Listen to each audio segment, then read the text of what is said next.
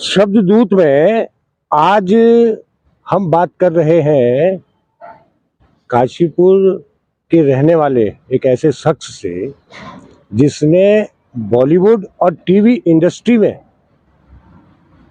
कई सीरियल्स में और कुछ फिल्मों में भी काम किया है। हमारे साथ हैं जयदीप ढोंडियाल। हम इनसे जानेंगे कि आपका बॉलीवुड का और टीवी की दुनिया का सफर कैसा रहा। सबसे पहले तो भगत जी नमस्कार, और आपकी सारी ऑडियंस को, जनता को मेरा नमस्कार। मेरा नाम विजयदीप ढोंडियाल है और लोग मुझे ज़्यादातर यहाँ पर जयदीप के नाम से जानते हैं काशीपुर में। मैं वैसे कई जगह रहा हूँ। मेरी पैदाइश रामपुर की है, बाजपुर में भी मैं रहा हूँ, मुंबई था इसके पहले, और अभी काशीपुर में 4 साल से रह रहा हूँ। और नैनीताल युगमंच जो थिएटर ग्रुप है उनके साथ मेरा जुड़ाव रहा है। और हम लोगों ने शुरुआत से बाजपुर में छोटे स्तर पर हम लोगों ने थिएटर किया, हम लोगों ने नुक्कड़ नाटक किए, हमने काशीपुर में भी आकर नुक्कड़ नाटक किए, और इस तरीके से धीरे धीरे करके शुरुआत होती रही। एक दिन किस्मत ने मौका दिया, शायद ईश्वर मेहरबान था और उन्होंने मौका दिया मुंबई जाने का। तो वो काम कर पाए जिसको करने के लिए बहुत सारे लोग सपना देखते हैं, मौका तलाशते हैं। हमें मौका मिला और हम लोगों ने कोशिश किया। अब बात करते हैं हम उन टीवी सीरियल्स की और उन फिल्मों की जिसमें आपने भूमिकाएं निभाई। भगत जी, मैंने कयामत की रात, कसौटी ज़िंदगी की, जय संतोषी माँ, इसके अलावा बहुत सारे सीरियल एपिसोड मैंने क्राइम पेट्रोल, सावधान इंडिया के भी किए थे। और एक फ़िल्म की थी सोनिया तू मेरी हीर, हिंदी पंजाबी फ़िल्म थी, रीजनल लैंग्वेज की फ़िल्म थी, तो वो कुछ पंजाब और ईस्टर्न यूपी में रिलीज़ हुई थी।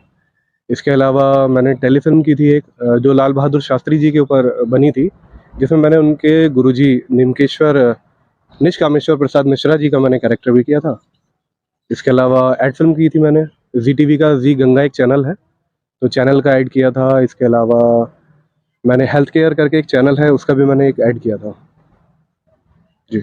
ये जो आपने अभिनय की दुनिया में प्रवेश लिया था, इसके लिए विधिवत कोई कहीं से कोई शिक्षा ली थी या ये मैं ये कहूँ गॉड गिफ्टेड था?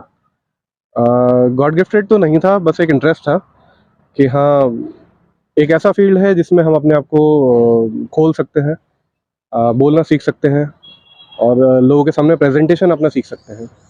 तो बाजपुर, जब मैं रामपुर से, अब जब हम लोग बाजपुर शिफ्ट हुए थे, तो उस समय पर वहाँ एक पहल मंच नाम से एक संस्था हुआ करती थी। हमारे अमर भाई सब हैं, एक सुधीर जौहरी जी हुआ करते थे, वरुण शर्मा जी हैं, और हमारे जो संरक्षक रहे हैं उनका नाम है बल्ली सिंह चीमा जी, लोक कवि हैं, आप जानते होंगे उनके बारे में, राष्ट्रीय पुरस्कार से सम्मानित हैं वो। तो इनकी टीम के साथ मुझे काम करने का मौका मिला, तो हमने नुक्कड़ नाटक किए, और फिर थिएटर के माध्यम से धीरे धीरे करके हम लोगों ने अपने आप को निखारने की कोशिश की। इसी बीच युगमंच नैनीताल के साथ भी हमारा मतलब कोलैबोरेशन था ही, हम उनके साथ सीख करके ही आगे काम करते थे। तो युगमंच वालों का हमारे ऊपर बहुत बड़ा हाथ रहा है। हमारे ज़हूर आलम सर हैं, नवीन बेगाना जी हैं, और अनिल घिल्डियाल जी हैं। इन लोगों ने समय समय पर हमें समझाया कि कैसे करना है और क्या करना है। उन्हीं की वजह से हम लोग सीख पाए थे।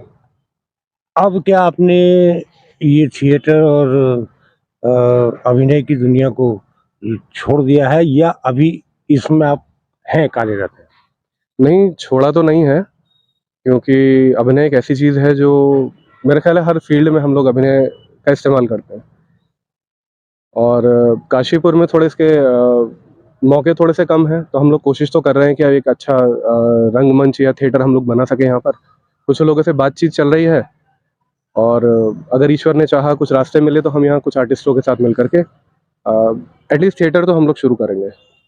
मुंबई की दुनिया में आपने क्या खास चीज देखी जो आपको यहाँ से अलग बनाती है?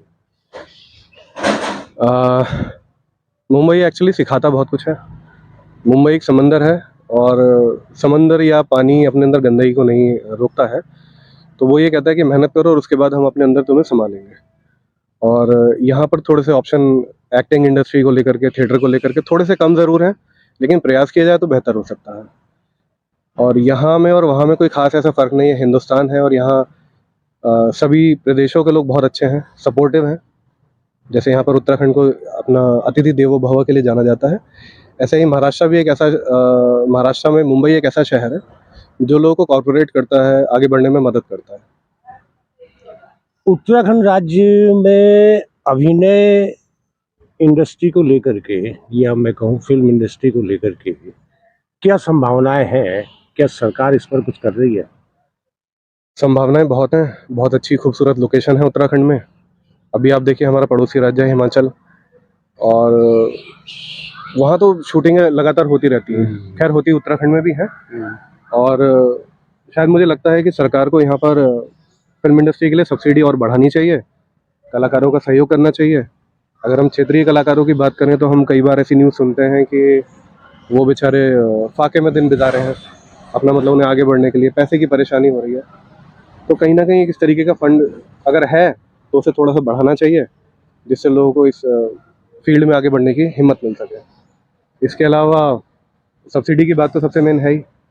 और जैसे उत्तर प्रदेश राज्य सरकार ने नोएडा को फिल्म सिटी बनाने की घोषणा की थी और उसका एडवांटेज लिया था, बहुत अच्छा प्रयास था उनका।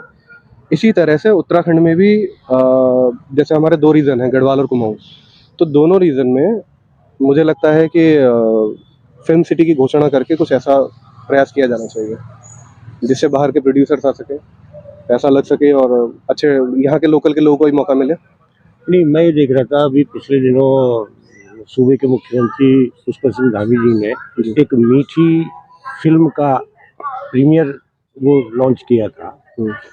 तो क्या आपको लगता है कि इस समय उत्तराखंड में फिल्म को लेकर के, नाटकों को लेकर के, थिएटर को लेकर के कुछ जागरूकता बढ़ रही है? अ, देखिए फिल्म का प्रमोशन करना एक अलग बात है, ये उनका अच्छा प्रयास है कि वो क्षेत्रीय भाषाओं को और यहाँ की जो लोकल में फिल्में बन रही हैं या नए एपिसोड बन रहे हैं उनको सपोर्ट कर रहे हैं। लेकिन शायद उससे ना अभी हमें और कदम आगे बढ़ाने की ज़रूरत है। मुझे लगता है कि क्षेत्रीय भाषाओं में हमारे साथ देखिए सबसे बड़ी परेशानी जो आती है वो ये आती है कि हमारे यहाँ कई भाषाओं का संगम है। गढ़वाल से है तो गढ़वाली है, अपनी कुमाऊनी भाषा है, इसके अलावा जौनसारी भाषा है, और जो तराई वाला क्षेत्र है यहाँ पे हिंदी, पंजाबी और उर्दू का मिक्स कल्चर चलता है। अब होता क्या है कि जैसे कोई भी फिल्म बनी, क्षेत्रीय भाषा में फिल्म बनी, तो वो नीचे तक आते आते लोगों तक पकड़ बनाते बनाते उसका थोड़ा सा क्रेज भी कम हो जाता है। लेकिन जैसे बड़े शहरों में लोग रह रहे हैं, दिल्ली में रह रहे हैं, मुंबई में रह रहे हैं, गुजरात में रह रहे हैं लोग, तो वो लोग बहुत प्यार करते हैं अपनी फिल्मों को। तो शायद इस फील्ड में हमें और हमारी सरकार को और ज़्यादा ध्यान देने की ज़रूरत है, और थोड़ा सा बजट पास करने की ज़रूरत है, और सब्सिडी देने की ज़रूरत है, जिससे हम शायद उनकी भव्यता को और बढ़ा सकें। भव्यता बढ़ेगी तो नए लोग और ज़्यादा जुड़ेंगे। नहीं, जैसे अन्य राज्यों की अगर मैं बात करूं, बिहार की या पंजाब की, हाँ। तो वहाँ के जो अभिनेता हैं, गायक हैं, हाँ। या उनके गीत हैं, हाँ। वो जिस तरह से पूरी दुनिया में गाए जाते हैं, हाँ। इस तरह से उत्तराखंड में अगर मैं नरेंद्र सिंह नेगी जी और प्रीतम भरतवार को छोड़ दूं, तो मुझे नहीं लगता कि कोई नया ऐसा गायक आगे आया है। हालांकि कुछ और गायकों के नाम भी हैं, प्रहलाद सिंह मेहरा थे और पप्पू कार्की थे, ये सब थे। लेकिन फिर भी मुझे ये लगता है कि कहीं ना कहीं कुछ कमी है। ये कमी का कारण क्या है? यहाँ के लोग, या यहाँ के लोग अपनी संस्कृति को पसंद नहीं करना चाहते? नहीं, बहुत प्यार करते हैं। ऐसा नहीं है कि संस्कृति को प्यार या पसंद नहीं करते हैं, बहुत पसंद करते हैं और बहुत मोहब्बत करते हैं। अभी आपने पप्पू दा का जिक्र किया, मेरे बहुत अच्छे मित्र हैं, जब भी मुंबई आते थे तो मेरे से मुलाकात ज़रूर होती थी उनकी। उनका ख्वाब है, आप ये देखिए गुजरात में और महाराष्ट्र में इतना फेमस है कि वहाँ आज भी हर शादियों में ये बजता ही है। जैसे टक टकाटक कमला था, टक टकाटक वो बड़ा कमला था। मशहूर गीत हुआ था। हाँ, फौजी ललित मोहन जोशी जी का। और लाल बोतल शराबा, हाँ। इस तरह के गीत जो हुए कुछ, लेकिन इनकी संख्या मैं नहीं समझता कि जिस हिसाब से और राज्यों की क्षेत्रीय भाषाओं के गीतों की संख्या है, उसके मुकाबले कहीं हम अपने आप को पीछा नहीं पाते। भगत जी, थोड़ी सी चीज़ें हैं, जैसे मैंने कहा भाषा का हमारे यहाँ थोड़ा सा मिक्स कल्चर है, संगम है। अब होता क्या है, भोजपुरी एक ऐसी भाषा हो गई जो कहीं ना कहीं लगभग आज के समय में हर राज्य में बोली जा रही है, चाहे हंसी मजाक के तौर पे बोली जा रही है या जनरल लैंग्वेज में आ चुकी है हमारी। और इसके अलावा पंजाबी है, तो पंजाबी कलाकारों ने जब 90s के दशक में अपनी सही तरीके से शुरुआत की थी, उस समय लग रहा था कि शायद कितना आगे तक जा पाएंगे, लेकिन आप पहाड़ के किसी भी कोने में अगर आप जाइए तो वहाँ शादियों में पंजाबी ढोल, उनकी बीट, उनके गाने बज ही रहे हैं, वही क्योंकि वो भाषा कॉमन हो गई। अब हमारे यहाँ क्या होता है कि अब जो नए आर्टिस्ट आ रहे हैं, अभी आप उनके मैं भी सॉरी नाम भूल रहा हूँ, अभी कुछ लोग नए आर्टिस्ट ऐसे आए हैं जिनके गाने पूरे उत्तराखंड में ही नहीं, उत्तराखंड के बाहर भी चल रहे हैं नहीं, मैंने म्यूजिक की वजह हाँ, से। वो आपकी बात सही है। मैंने ये देखा है कि अब जो कुमाऊनी गढ़वाली जो गीत हैं वो मैंने इधर की शादियों में भी बजते हुए देखे हैं, जो बड़ा सुखद है। लेकिन फिर वही बात आती है कि जिस हिसाब से हमारा उत्तराखंड राज्य है, जिस तरह से हम अपनी संस्कृति को आगे बढ़ाते हैं, हाँ। उसमें कहीं ना कहीं हम पीछे रह रहे हैं। इसका क्या कारण? देखिए, है तो कंट्रोवर्शियल बात, लेकिन एक बात कहना चाह रहा हूँ। जैसे मैंने अभी बात की थी 90s के दशक में, जिस समय गुरदास मान साहब के बाद एक नया कल्चर शुरू हुआ था। आपने देखा होगा, दलेर मेहंदी साहब आए थे और भी कुछ पंजाबी सिंगर आए थे, तो उन्होंने म्यूज़िक को लेकर के एक्सपेरिमेंट करने शुरू करे थे। बहुत सारे मेरे पारिवारिक लोग हैं जो पंजाबी हैं, सिख फैमिली से हैं, तो कई पुराने लोग ये कहते थे कि ये लोग शायद हमारे कल्चर को ख़राब कर देंगे। ऐसे ही थोड़ा कहीं न कहीं हमारे अभी हुआ कि जब नए लोगों ने एक्सपेरिमेंट किया तो लोग कहते थे ये क्या फूहड़ता फैला रहे हैं। लेकिन बात वो फूहड़ता नहीं है, वो कहीं न कहीं हमें थोड़ा फूहड़ता से बच करके म्यूज़िक में एक्सपेरिमेंट करने की ज़रूरत है। आप देखिए उत्तराखंड के बाहर भी जो हमारा म्यूज़िक पहुँच पाया है, वो वही पहुँच पाया है जिसमें एक्सपेरिमेंट की गुंजाइश थी। तो मुझे लगता है कि शायद जैसे अभी नए कलाकार अक्सर देखा गया है कि जो उत्तराखंडी फिल्में बनती हैं, चाहे वो कुमाऊनी फिल्में हों, चाहे वो गढ़वाली फिल्में हों, उनको पहले तो थिएटर तक पहुंचती नहीं, बहुत कम थिएटर तक पहुंचती हैं। और अगर थिएटर तक पहुंच भी जाती हैं तो उनको उस संख्या में दर्शक नहीं मिलते, जबकि अन्य राज्यों की क्षेत्रीय और आंचलिक फिल्मों को देखने के लिए भीड़ उमड़ती है। तो ये क्या कारण है कि हम लोग अपनी ही संस्कृति की कला को आगे बढ़ाने के लिए उद्यत नहीं हो पाते? जी। भगत जी, जैसे हम भोजपुरी इंडस्ट्री की बात करें, तो पूर्वांचल की भाषा जो है भोजपुरी, जिसमें वहाँ की फ़िल्में बनती हैं, तो उसका एक बहुत बड़ा एक ऑडियंस ग्रुप है, जो अपने बिहार में भी है, अपना पूरे उत्तर प्रदेश में है, कुछ परसेंट यहाँ उत्तराखंड में भी है, ऐसे ही दिल्ली, महाराष्ट्र, राजस्थान, पंजाब, सब जगह पर है। तो उनकी जो भी फ़िल्में आती हैं या उनका जो भी कोई गाना आता है, तो एक ही भाषा में बनता है और उनके यहाँ क्या है ना, एक ही भाषा सर्वमान्य है उनके यहाँ। अब हमारे यहाँ क्या है, भाषाओं का जैसे बात चल रही थी कि भाषाओं का संगम है, तो वहाँ यहाँ पर ना पहाड़ में क्या होता है, कहते हैं कि हर 10 किलोमीटर पे पानी का स्वाद और भाषा में फ़र्क थोड़ा-सा आ जाता है। तो ये भी एक कारण मुझे लगता है, ऐसा शायद हो सकता है कि फ़िल्में अब जैसे यहाँ हमारे यहाँ नैनीताल में कोई फ़िल्म बनी, अब ये हमारी रीजनल लैंग्वेज है, हमारी यहाँ कुमाऊनी भाषा में। अब उसे अगर हम देहरादून लेकर के जाएँगे इस फ़िल्म को, तो वहाँ पे लोगों को समझने में थोड़ी-सी तो दिक्कत आएगी ना। नहीं, एक एक वो होता है ना, सबटाइटल होते हैं। हाँ, सबटाइटल एक बहुत अच्छा सॉल्यूशन है। अगर सबटाइटल दिए जाएं तो वो बढ़िया सॉल्यूशन हो सकता है। सबटाइटल है, इसके अलावा फ़िल्म की डबिंग है। डबिंग ये है, 2 बहुत अच्छे ऑप्शन हैं, क्योंकि आप देखिए साउथ की फ़िल्में यहाँ करके हिंदी में डब हो जाती हैं। हॉलीवुड की फ़िल्में आती हैं। हॉलीवुड की फिल्में हिंदी में डब होती तो हैं। हम लोग क्या है, हम लोग ना डबिंग पे शायद मुझे लगता है कि हमें फ़ोकस करने की ज़रूरत है। अगर डब होके फ़िल्में जाएँगी तो तब ऑडियंस की रीच हमें थोड़ी-सी ज़्यादा मिलेगी। और हमें हिंदी में ज़रूर डब करना चाहिए, क्योंकि अभी जैसे नई जनरेशन है, बहुत सारे लोग ऐसे हैं जिनको रीजनल लैंग्वेज समझ में भी नहीं आती है। हम एटलीस्ट समझ लेते हैं, थोड़ी-थोड़ी बोलने की कोशिश भी करते हैं। लेकिन क्या है कि बहुत सारे बच्चे जो समझ भी नहीं पाते हैं, वो लोग अगर उसी चीज़ को हिंदी में देखेंगे तो हमारा कल्चर वहाँ तक पहुँचेगा। इसके अलावा जो हम बात कर रहे हैं भोजपुरी या पंजाबी इंडस्ट्री की, उन लोगों को भी हम एक नया स्वाद दे पाएँगे, नया टेस्ट दे पाएँगे, अपनी यहाँ के उत्तराखंड के कल्चर को दिखा पाएँगे। तो रीच हमारी इसीलिए नहीं हो पाती है क्योंकि भाषा की विविधता एक बहुत बड़ा कारण है। नहीं, अब एक प्लेटफार्म है यूट्यूब। हाँ। यूट्यूब ऐसा प्लेटफार्म है कि जो अपनी संस्कृति को आगे बढ़ाने का बहुत बढ़िया माध्यम है। उसमें आपको थिएटर की भी आवश्यकता नहीं। बिल्कुल। तो यूट्यूब पर क्या क्षेत्रीय, उत्तराखंड की बात कर रहा हूँ, उत्तराखंड की फिल्मों को वो दर्शक मिल पा रहे हैं जो उसका निर्माता या निर्देशक चाहता है? थोड़ा थोड़ा करके लोग कोशिश कर रहे हैं, बहुत अच्छी बात है कि कोशिश हो रही है। और मैं फिर यही बात कहना चाह रहा हूँ कि अगर हमें किसी चीज़ को व्यापक स्तर में दिखाना है तो शायद हमें उस चीज़ को ना डबिंग हमें उस भाषा में करनी चाहिए जो ज़्यादा से ज़्यादा लोगों को लोग उससे ना जुड़ सके। जैसे हमने कोई फिल्म बनाई उत्तराखंड में, और उस फिल्म को अगर हमने, एक बात कह रहा हूँ, मेरा एक सुझाव है कि अगर उस फिल्म को हिंदी में डब करके हम यूट्यूब पे भी दें, अपनी रीजनल लैंग्वेज में भी दें और हिंदी में भी डब करके दें।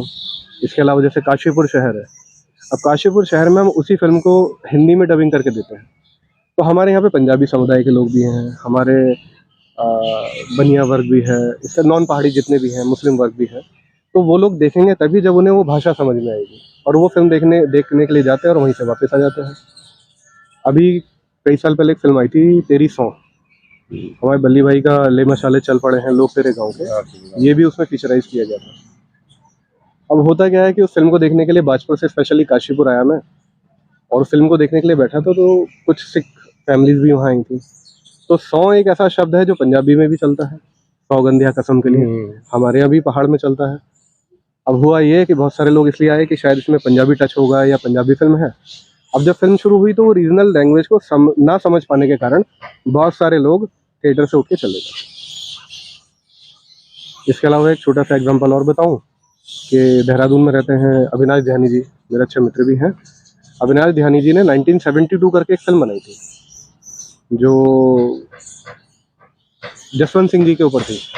जसवंत सिंह जी हमारे एक आर्मी के शहीद रहे हैं, और उनके बारे में कहा जाता है कि उनकी आत्मा आज भी अरुणाचल प्रदेश के बॉर्डर एरिया में भटकती है, जो वहाँ पर किसी भी अगर ड्यूटी में लापरवाही हो रही है तो उन लोग को डांट भी देती है। और उन्होंने चाइना वॉर के समय पर अकेले 300 से ज़्यादा सैनिकों को मौत के घाट उतार दिया था।